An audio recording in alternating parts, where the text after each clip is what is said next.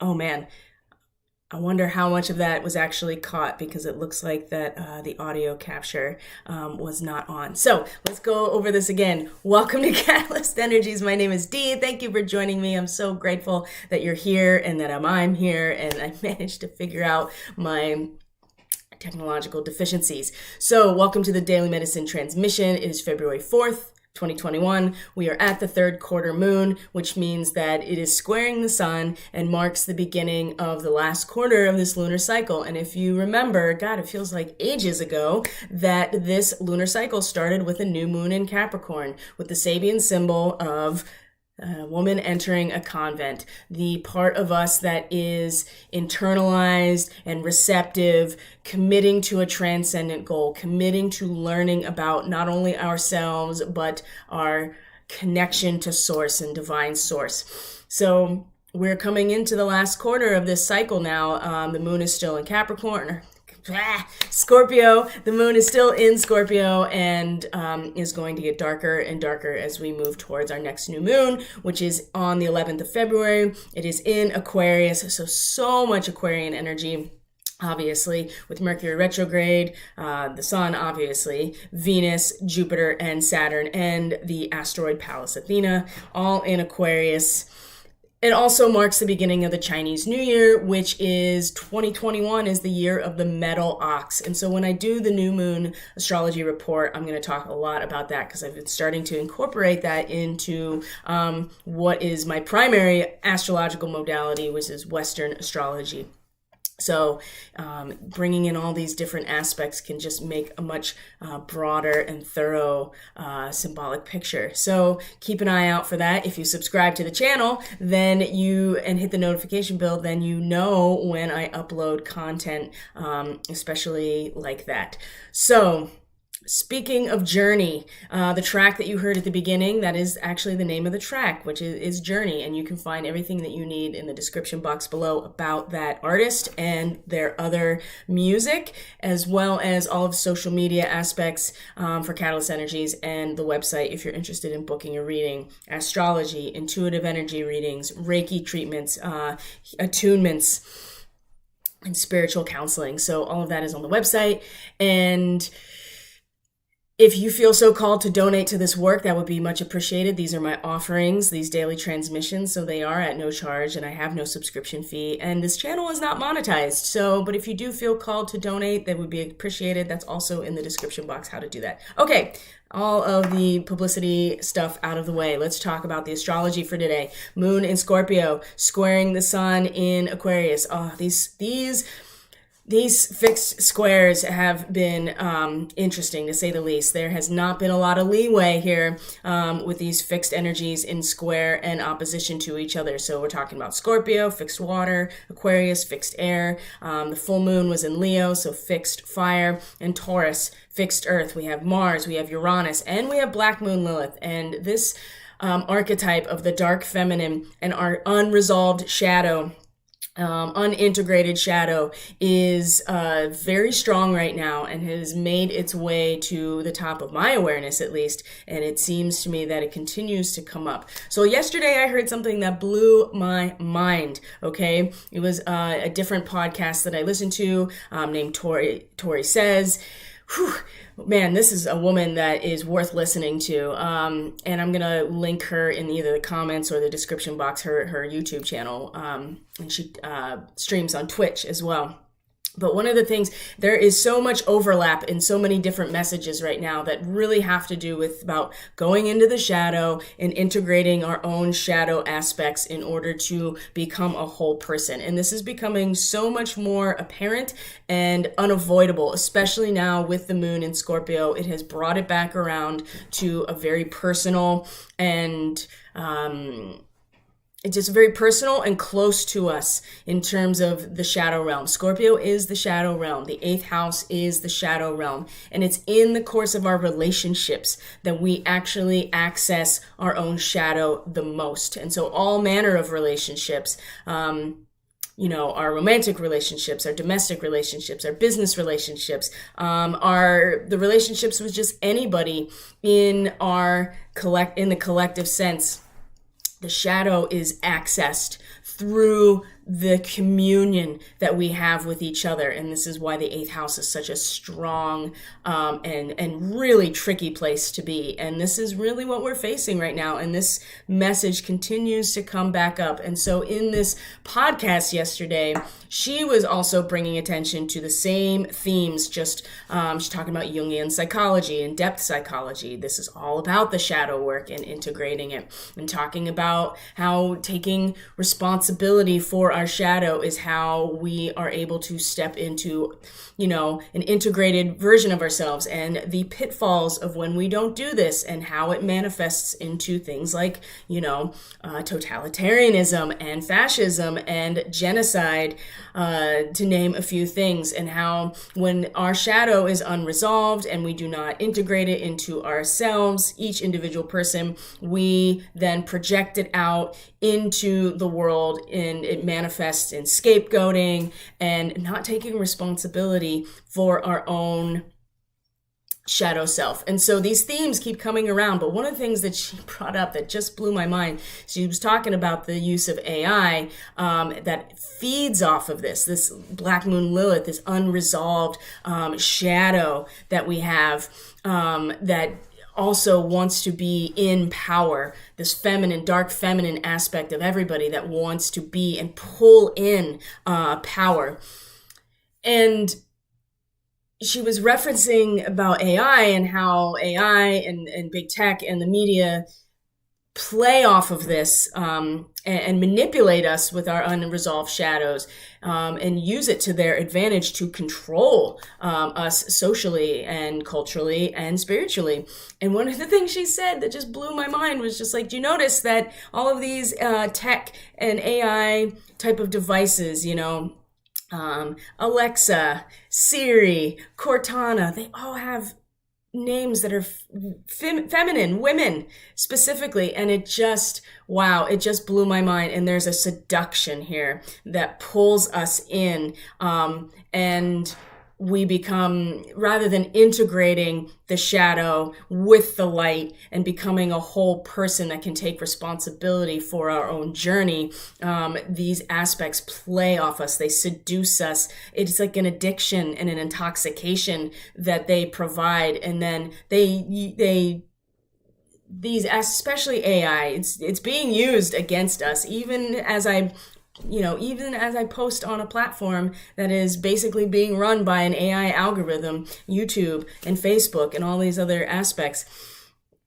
There is something here, and it just blew my mind wide open about the AI aspect and how it is manipulating those who have not integrated their shadow. And this is a work that doesn't ever end. And there's not just this one day where we are like, oh, who Ram Dass talked about this quite a bit in his work when he said when he first started his spiritual journey, he thought that it was going to solve all of his problems and that all of his neuroses and his shadow would, slowly fade away as he progressed on his spiritual path. And what he came to realize as he grew as a person and aged along his life path is that these neuroses and these shadow elements never went away. He just learned to befriend them and know them and acknowledge them and honor them for what they were, and eventually integrating them into him as a person. And I think that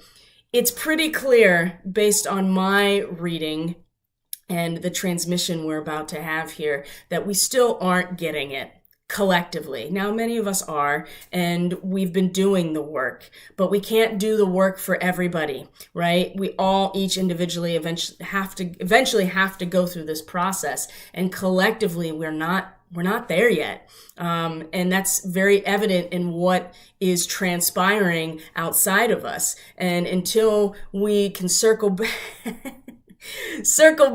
oh my God, I can't believe I said it. Circle back to ourselves and how, and this deep work within us, it will continue to manifest outside of us in this unresolved shadow where we're projecting it out and scapegoating. And the AI is learning about us through this, and at the same time is able to use this against us to continue to keep us there. Unresolved shadow, right? Unresolved trauma that we continue to express and project outwards. So as we come into this third quarter square moment, there is as with all third quarter squares, it's a crisis in consciousness. We came to a culmination point with the full moon, and now as we continue on through the cycle, we hit a point where we are going to feel some real tension amongst how we identify what we identify with, and which is the sun, right? Where do we find our fulfillment? How do we express ourselves through something, and how we feel, and what our intuitive channel is communicating to us. And it's not just us too. The moon allows us to be an empath, and so we can connect to other aspects as well. And what is the space within us in order to create? And between Aquarius and Scorpio, we are specifically these degrees. The sun and the moon are square both at 17 degrees respectively. So we round up for the Sabian symbol. 17 degrees. The sun, yesterday I talked about how I was hesitant to talk about protection. But it's become clear to me, especially because that is the degree of the sun at 17 degrees Aquarius, is a watchdog standing guard. It is protecting ourselves from the intrusion of a despotic government, an intrusion of any force really that is trying to take away some aspect of the cohesion that we have in our society and our collective aspect. But it also very clearly relates as well to protection against astral intrusions and black magic. The thing is, when we have a moon in Scorpio, we are going into the darkness as well. And so the challenge here is, how do we go into these spaces that are absolutely necessary for our growth and development and to move forward in the light, because we have to integrate our shadow. We absolutely have to do it. It's part of the work of becoming a whole and healthy person. How do we do that where at the same time, we are identifying ourselves and expressing ourselves through this dynamic of wanting to protect ourselves from the intrusion? And it's in this space of tension that the square will provide that we will learn how to do this, because we can't afford to get stuck there. And that is, again, what the AI is manipulating. And Aquarius is technology. It is now social media and big tech. Like, that is the technology of communication and connection that we have now. And so as we are currently in our civilization as it stands, Aquarius it does connect to the internet and social media and artificial intelligence, because that is part of how we're now in a cohesion with each other. And How do we protect ourselves? How do we protect ourselves against intrusion on all fronts, including astral, including the occult, while at the same time having a personal experience of going into the very spaces that breed that in the first place? Okay. This is going to be the challenge for today and through the rest of this week, moving into the new moon. And I'm going to do a strictly astrological report for this week to talk about this. Just for the sake of today, though, this is the challenge that is going to be activated as we move through the week. Mars is really going to help us today, right? Mars is about to move from a position of substantiation to confirmation. And our action hero, superhero aspect about ourselves is ready to just put his head down and move through the crises. And this is where the character really shows itself. Now, we don't want to be so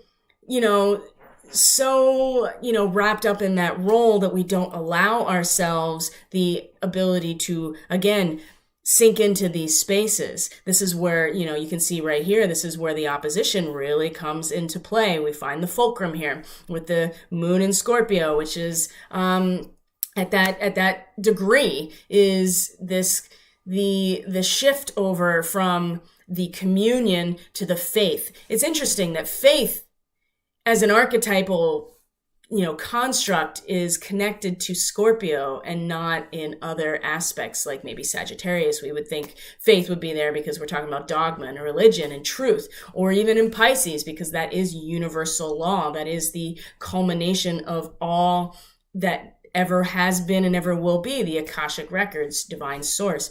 But it's in the communion in Scorpio, the shared experience, that we go into the depths, that faith is really cultivated, because we have to have faith to go into the darkness. We have to have faith in ourselves. And so we don't want to completely shut down our ability to connect to these spaces and to allow this part of ourselves to flourish, right? And to be, to be able to connect into these spaces. We don't want to have so much armor and so much kind of like protection, and again, that we don't allow ourselves to go in there. We have to use Mars, the energy of Mars, and the crisis that comes about as a result of our social ambition, because Taurus is about our resources. It's about wanting things, accumulating things for ourselves. And with Lilith here, so close to Uranus, I mean, we really are struggling with a part of ourselves that wants to just pull in for ourselves. And not for a greater good necessarily. So Mars can really work to our advantage today if we can find this balance point. We don't want to be totally naive. We have to afford ourselves some level of protection as we go into these spaces, okay? And the trine here to Neptune, as we'll see, there's a trine from the moon into Neptune. These are, the moon and Pisces are they're from the same place. The emotional, watery landscape within us is connected to the whole. And so this trine here is, if we can trust that it's all there waiting for us, then we can go into the unknown with that faith and that courage, and be willing to trust our innate connection to divine source, to God, to go into the darkness and know that we're going to come out the other side better for it and not be consumed by it. So there's a lot of structural support with a trine, right? That is the 3. A trine is a triangle, right? And so it's structurally sound, it's supportive, and Neptune dissolves all the boundaries. And so we can connect directly to divine source in Pisces when Neptune is there. It makes it very easy. There's so many pitfalls that are potentially here, and when we see the transmission, when I give the transmission, we see the reading today. We'll see that like there's such a strong, potential of just drowning in this. okay? And the intoxication that going into these spaces can potentially, because there's a lot of power in Scorpio, right? We gather a lot of power. This is our dark feminine again, right? Black moon Lilith. Lilith being the opposite, the dark space in between the Earth and the Earth's apogee, which is the farthest point in the lunar orbit, right? Because it's an ellipse. It's not a perfect circle. And so the part of the orbit that's the furthest from the Earth is called the apogee, right? Black moon Lilith is the space in between the Earth and the apogee. It's just a void, right? And the void that we keep trying to fill by taking power, pulling in, it's like almost like a black hole. And it's Lilith is a demon goddess. I already talked about this yesterday. So this keeps coming back up, but it is essential that we go into these places with the armor of God. But at the same time, how do we keep, we want to be able to do that with a measure of vulnerability and trust and an acceptance that we have to go into our own darkness if we're ever going to collectively come out of it into a unity consciousness dimension, basically. And we're not there yet. We're getting there, and there's going to be some very strong adjustment. So let's get right into. Yeah, let's get right into. It's really a shame that nobody's watching. I mean, this information, it just seems so relevant and important. So, but this is what I'm here to do. So, and I know other people who do this kind of work are also feeling kind of discouraged and feel like that they're being stifled because they are trying to share information that allows people the opportunity to do this work on themselves rather than just, making predictions and giving you content to consume without actually any critical analysis. So it's too bad, but here we are. Anyway, so let's get right into this here reading. And all right, where did you go? There's the reading right here. All right, so here we are. As you can see, we got our Seven of Cups here with Venus and Scorpio. That debauchery, right? The intoxication, the false success, the illusory success, the drowning in the swamp, right? Venus is ruler of Taurus, right? What we want, what we value, what feels good to us, what satisfies us. Well, when she is in Scorpio, she is in her detriment. So you can see already that this type of energy is not conducive to, she doesn't want to be here, right? It's too much. And she's kind of just drowning in the swamp in a way. Where are we at here? Yes. Lying error, promises unfulfilled. Oh yeah, self-dissipation and deception, right? We are, this is what's coming into the moment. So yesterday we had a very similar kind of like this tower moment and the sorrow and the potential to really come out of it as a very balanced, powerful person by facing the painful realizations and the sobering realizations. This is a very similar energy here, which is suggesting to me that there's some continuity here, and these messages need to keep coming out because we need to start facing up to some things. We need to start coming to terms with the illusion and the way that we intoxicate ourselves in order to bypass having to do the work. So in the center today, at the heart of the matter is adjustment, right? The 8. So we have the 7 of Cups to the 8. So there is some chronology here in some ways. Adjustment. It's also justice in the original tarot, Rider-Waite Tarot, and it's reversed. And so there's a really strong component of Saturn with this. I mean, it is Libra, Venus in Libra, adjustment. It is literally justice, the scales of justice, of balance. Soon, in just a matter of days, Venus is going to meet Saturn. And this is potentially a very isolating and lonely type of transit because Venus is about our relationships and who and what we love and value. And Saturn is just a hard boundary, right? It is structure and form, and it's cold.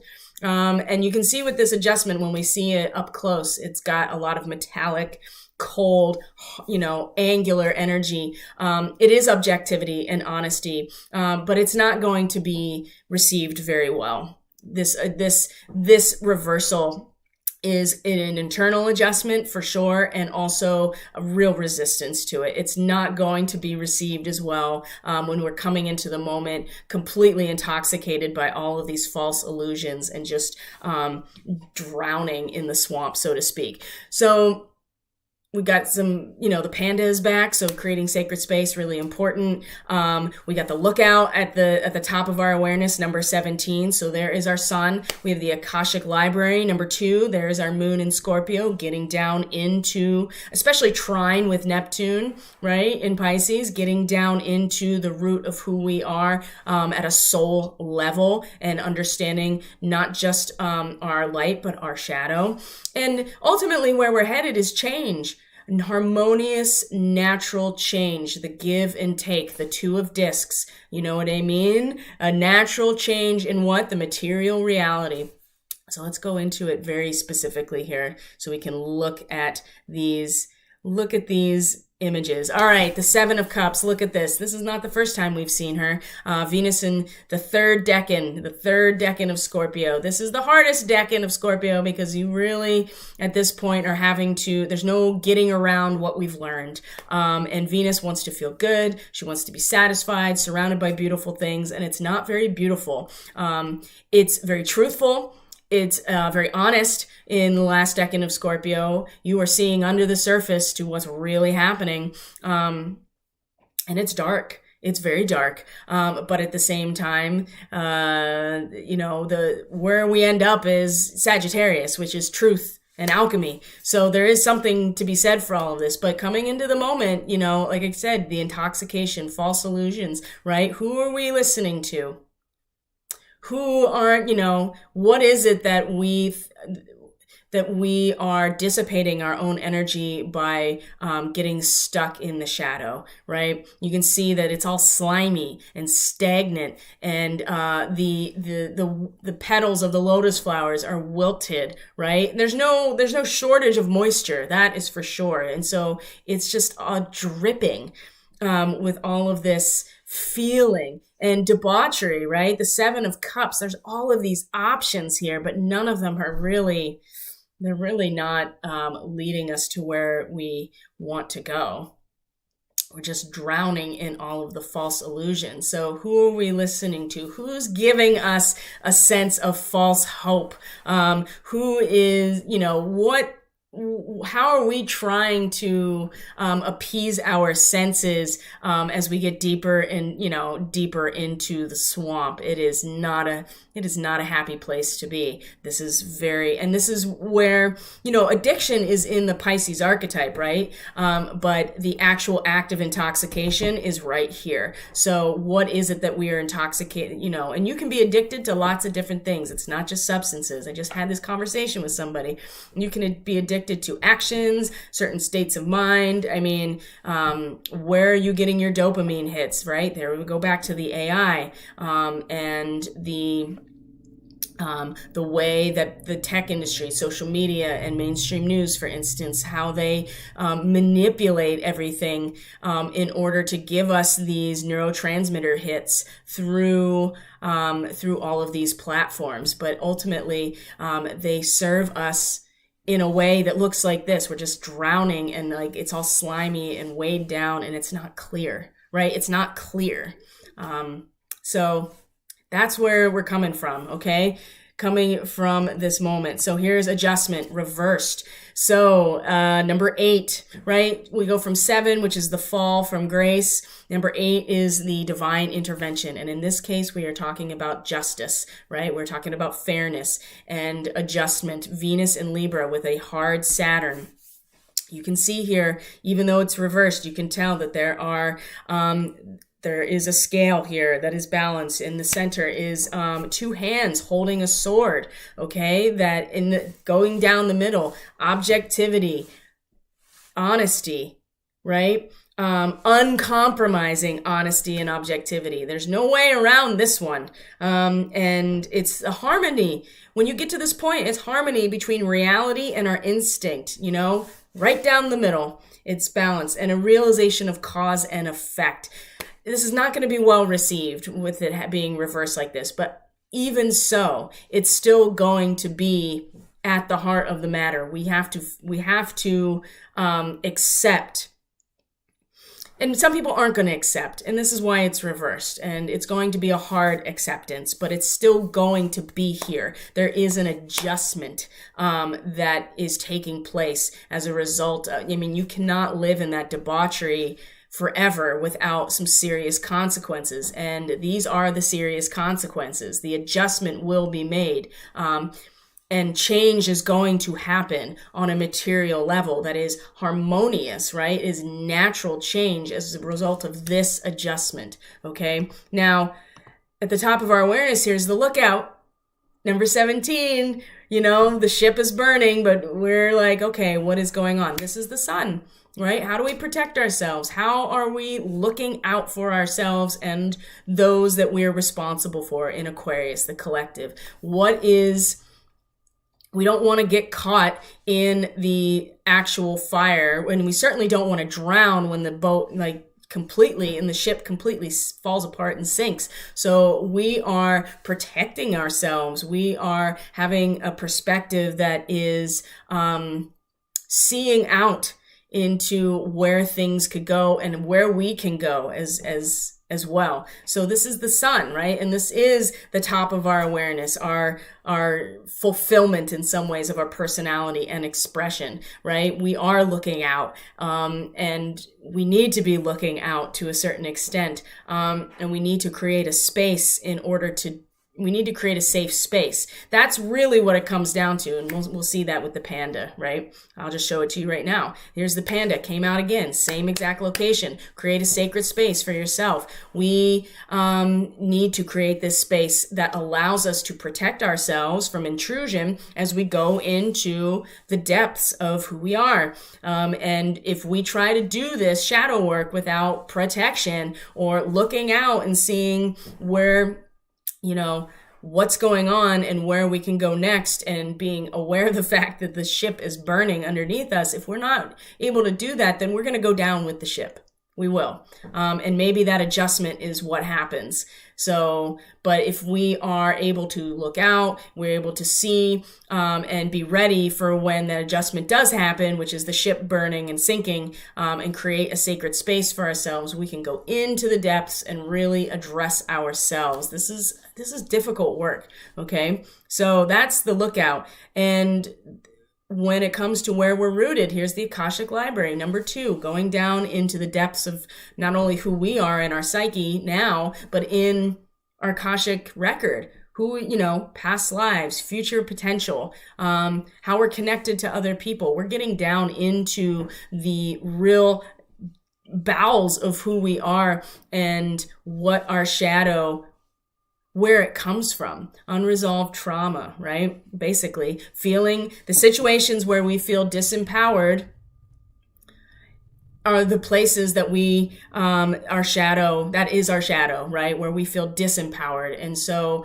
Lilith, rather than healing that and coming to consensus about trying to find balance as a mythological figure, decided to go the other way and just become the darkness and a demon and trying to overpower the masculine in as a way to balance things out. And you can see that is happening on a social level anyway, rather than dealing with the reality of how do we get to a point where everybody is given equal opportunity and is not facing any kind of bigotry or, institutional discrimination. It's just flipped. And I just posted an article on my personal social media about this. Anti-racism is becoming troublingly racist because it's just flipping the script and putting a different group of people at the top and trying to denigrate another group of people rather than coming together.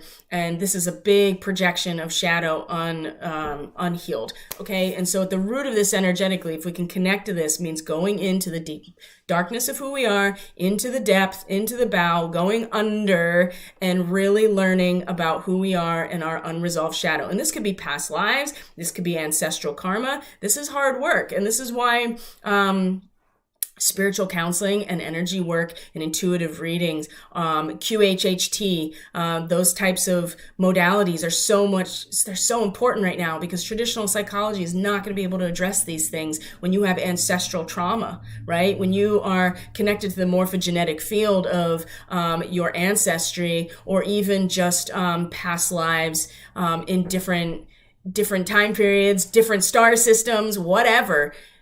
It needs to be addressed because we carry that energy with us into this lifetime. And this is why the natal chart is so important, because you can see where you bring this in with you in order to resolve it. This is your North Node. This is your Chiron wound in terms of your early life, but the nodes of the moon are the karmic aspects of what you bring in and what you're meant to resolve. Okay. But this is the energetic getting into the root, into the Akashic records. And like I said, because where we're going here is this two of discs, right? A harmonious change, the Ouroboros eating its tail, the yin yang as a constant interplay. This is normal. This is natural. This is harmonious. This adjustment might be kind of cold and very uncompromising, but what comes out of it is much more of a fluid shift in material reality that has no choice but to play itself out. Okay, this is where it's headed, especially if we can really connect energetically to, like I said, the sun, which is the lookout, and our moon, which is the Akashic library, especially in Scorpio, the Akashic library. This will allow this change to be more harmonious and less abrupt, which is what the Justice and Adjustment card reversed is really indicating. Especially because we're just drowning, right? Like collectively, we're just drowning in the illusion. And everybody's got them. Believe me, it's not like one side is living in delusion and another side knows what's up. I mean, we'd like to think that, but it's not true, right? We all have to deal with our shadow. So we talked about the panda in terms of creating a sacred space. The muse, when it's reversed like this, really, it's kind of hard to feel inspired to create anything when everything is burning down around you. So there is a blocked creativity and like a writer's block potentially around this. And this is why it's important to move into a more receptive state, right? Again, creating the safe space in order to move into a receptive state and gather your resources to make the next move instead of trying to be inspired to make the next move. It's not time. It's time to go into the space and make space to be inspired when the time is right, okay? And we saw the panda, so creating sacred space. And then when it comes to the Akashic library, we're a lot tougher than we think we are. It's hard to go in these spaces. I work with people all the time. Many of my clients are ready, but we all have to we all have to do the work ourselves. And some people will have to go through a lot. They have to go through a lot of shadow and kind of banging their head against the wall until they're ready to do it. And I think we can all relate to that. And, I can personally. Sometimes you have to go through challenging situations more than once to really get it. And sometimes you really have to take yourself to that See, the adjustment is going to be a rough one. And I think Venus and Saturn coming together in 2 days, and on Saturday, I think that's really going to be a point of just there's no getting around this at all. And so we can take this opportunity now to go into these spaces and realize we are a lot tougher than we think we are. And we got Mars on our side right now that's ready to face the consequences of the crises as the action hero. Okay, we are a lot tougher than we think we are. The Wolverine doesn't look like much in the wild, but it is a badass animal and is very, very fierce. And because what is this? What are we doing? 6 of Keys. We are growing something. We are sculpting. We are taking our who we are, our essence, right? You can see the light that's kind of like right here with this sculptor, and we are projecting it out into an actual material form, okay? So we have to be very mindful of what it is we're projecting out into material form, and that is what we are doing. And if we are unconscious about this, or we are still stuck in the debauchery, then what can we possibly expect to create but more of the same? And so we have to be very aware that we are creating something in the material world. We are manifesting what is as a result of what our energetic resonance is. And if we have unresolved shadow work and we're projecting out that and putting ourselves in a position where we think we are in, some superior moral position, we're going to find ourselves going, oh, I was just following orders, right? That's familiar, isn't it? I mean, Nazi Germany is just a very clear example of a national and collective unresolved trauma that was projected out into genocide. And there are others clearly that we could go into, but it's probably because people want to throw that word Nazi around like it means nothing, which I think is really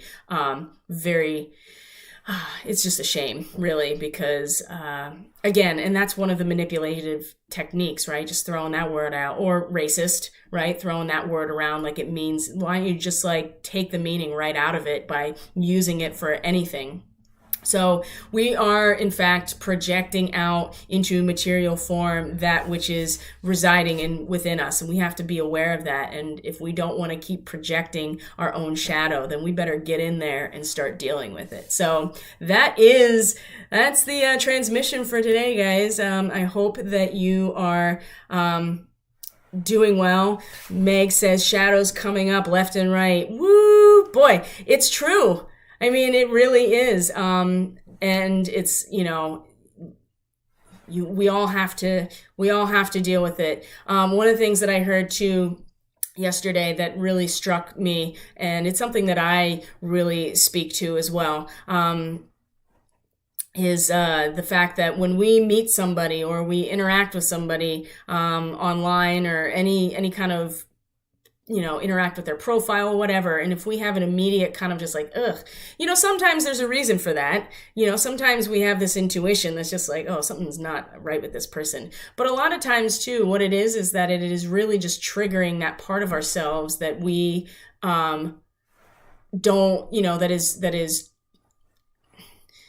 it's triggering a part of ourselves that we don't like about ourselves. Or specifically when somebody is doing something and we get jealous of what they're doing, and then we project that out as that there's something wrong with them, or I don't like them, or I don't like the way that, I don't like their content, I don't like what they're doing. It's usually because they're doing something that we wish we were doing, but we haven't really dealt with our own bullshit in order to get our shit together to do it. So that's something else to keep in mind too, that there's all kinds of ways that this happens. And if we all each individually, because this was the full moon, this was the culmination of the full moon, if we each individually can identify how we can transform ourselves through this process of learning about ourselves and our sacred connection, then we are all going to be better off for it. And by the time we get to the next new moon cycle, there's going to be deep wisdom that can be passed on.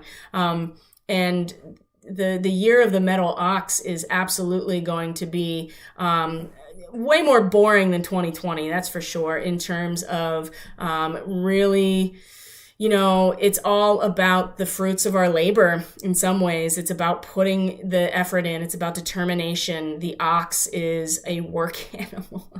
And so there will be, that's the thing, there will be most likely those who are putting the work and they're determined and putting in the effort are going to see results to that. But that is with the shadow work too.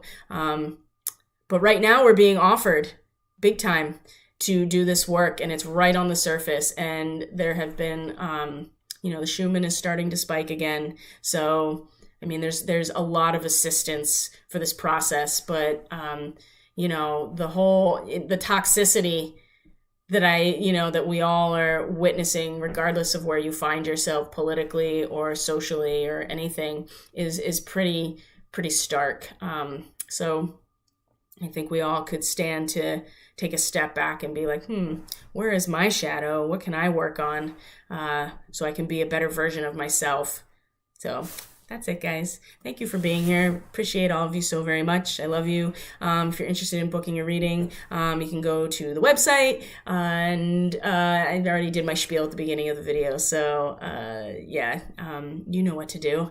And please, if you find this content helpful, please consider subscribing. Definitely hit the like button. I do feel like many people are being stifled, obviously, by social media. And anything that you can do to help get content out that you find helpful is going to support other people that'll probably find it helpful as well. We really have to stick together and create a very strong lattice work of support. So that will really support what I am here to do for not just myself, but for all of us. It's a very Aquarian thing, and I am, first house Aquarius. So that is how I project myself to the world. Love you guys. I will see you tomorrow for the transmission. There'll be some astrology for the third quarter coming today. And take care of yourselves. See you.